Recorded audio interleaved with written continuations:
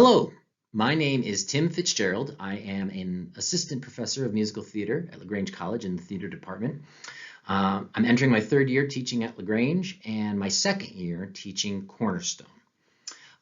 When Dr. McMullen approached us, the Cornerstone faculty, about filming these videos for you, incoming freshmen, from the perspective of our individual discipline, I sort of racked my brain on the best way to do that. There is a section in our book, Educated by Tara Westover, where she discovers a love of and talent for performing. And she actually starts her college career as a music major. But that really serves as a vehicle to her sort of overall journey and deals with the psychology of her and her relationship with her father. So I wanted to rethink that and come at it from a different point of view. So I decided instead to teach a lesson that I taught in person last year that sort of happened organically and came across kind of well, I thought. And that lesson is using an acting term, a term that we use in acting class and is very, very basic. You would come across this term in any beginning acting class, no matter where you took it.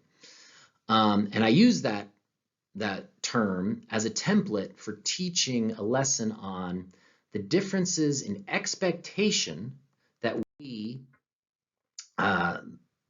the faculty here at LaGrange College, have for you, incoming freshmen, and comparing those expectations to some of the expectations you might have had in high school, right? And comparing and contrasting the two.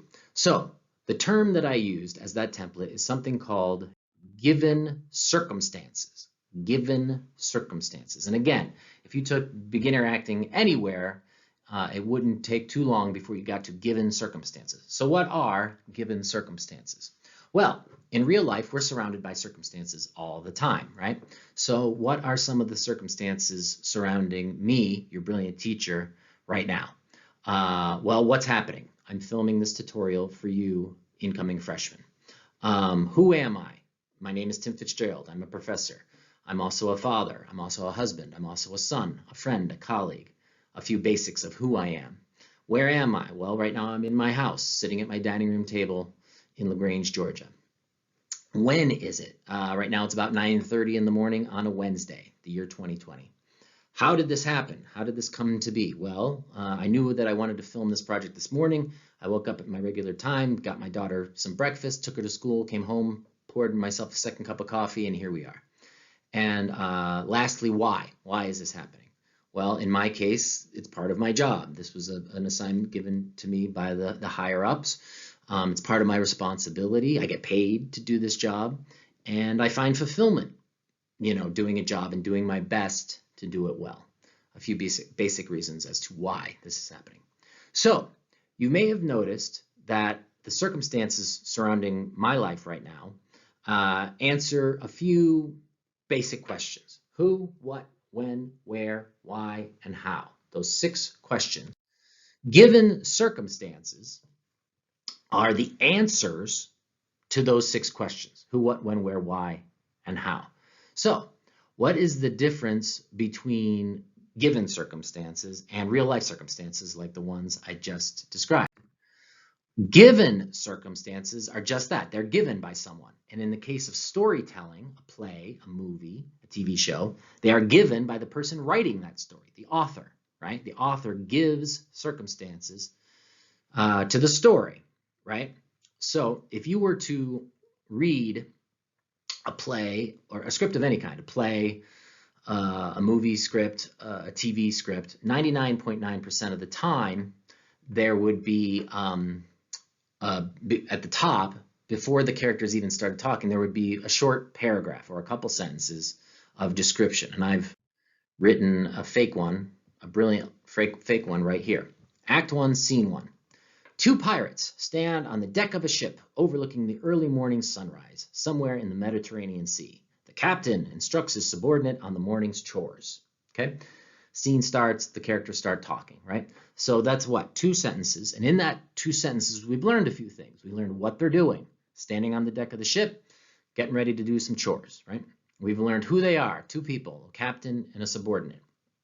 We've learned where they are, on the deck of their ship, in the middle of the Mediterranean Sea, and we've learned when it is, early morning. They're looking at the sunrise, and we can probably deduce that it's somewhere in the 1800s because that's when pirates were around, right? Or at least the sort of fictional pirates that we think about, like Pirates of the Caribbean type stuff, right? So in 2 sentences, we've learned 4 things: who, what, when, and where, right? You'll notice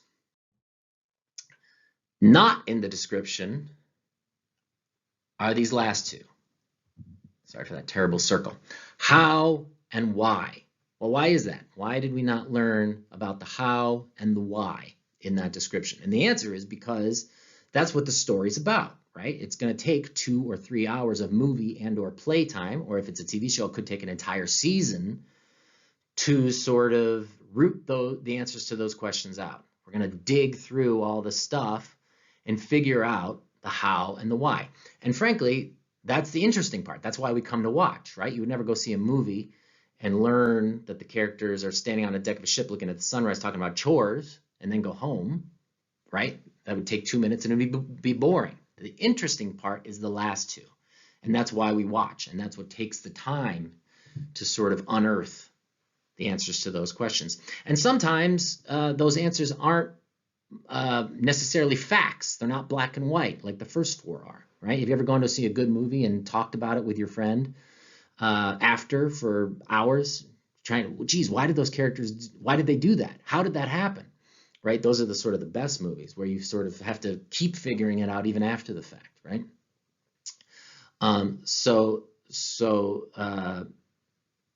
That's the difference between a brief description in the beginning and what the meat and potatoes of what's really going on. So you may be asking yourself, what does this have to do with me? Why am I giving this lesson to incoming freshmen, the vast majority of which are not theater majors? Well, the answer to that, I'll go back to the beginning, and it has to do with expectations that we, the faculty at LaGrange, have for you, and comparing those expectations to what you may have had in high school, right? In high school, for the most part, if you knew the answers to these 4 questions, that looks like a 3. It was supposed to be one of those things. If you knew the answer to these 4 questions, you were going to do pretty well, generally, right? Let's say in high school, in 9th grade social studies, you had to study the Declaration of Independence, right? And you had a test on the Declaration of Independence.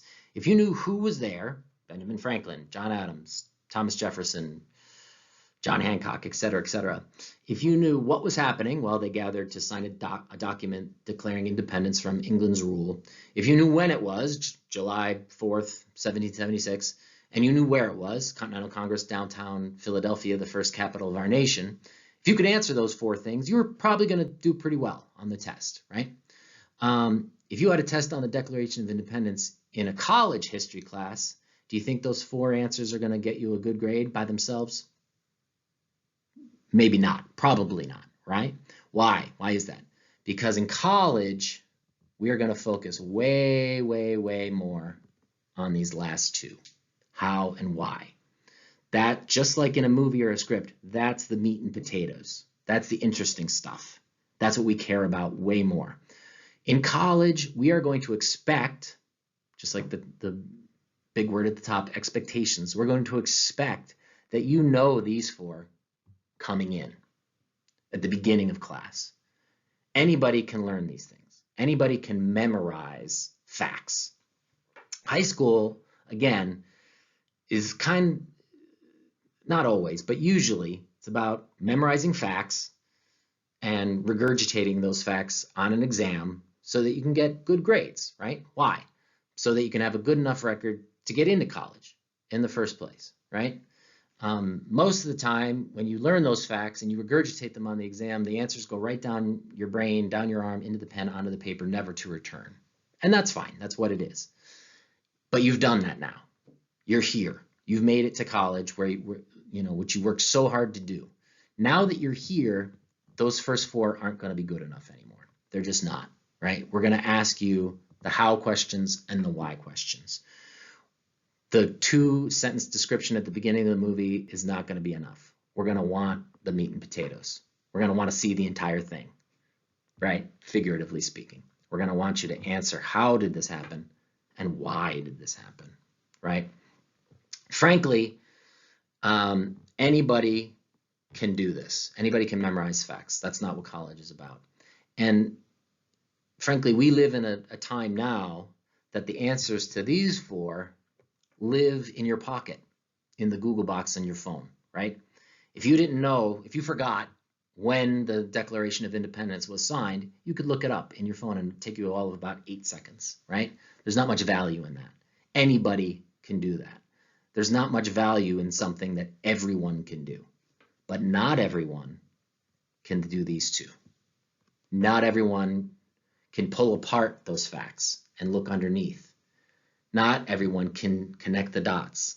Not everyone can solve problems creatively. Not everyone can come up with a new idea that no one else has had yet. There is value in that.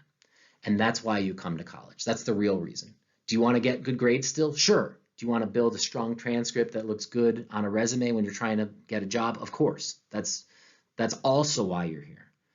But the real reason you're here, the reason that will last you a lifetime and stay with you until the day you die, is to become a well-rounded, educated, smart person who has something to add to society, right?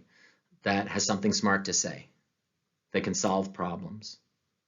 Someone that has an intellect that provides value to society. That's why we're here. That's why you're here, and that's what we expect of you, and that's what we're going to try to help you do along the way. Okay? It's called higher learning. You may have heard college education referred to in that way, and that's what it really means. It's a higher level of learning. The first 4 questions aren't enough anymore. They're not good enough. It's the last 2 that we're going to focus on. So dig deeper, like it says.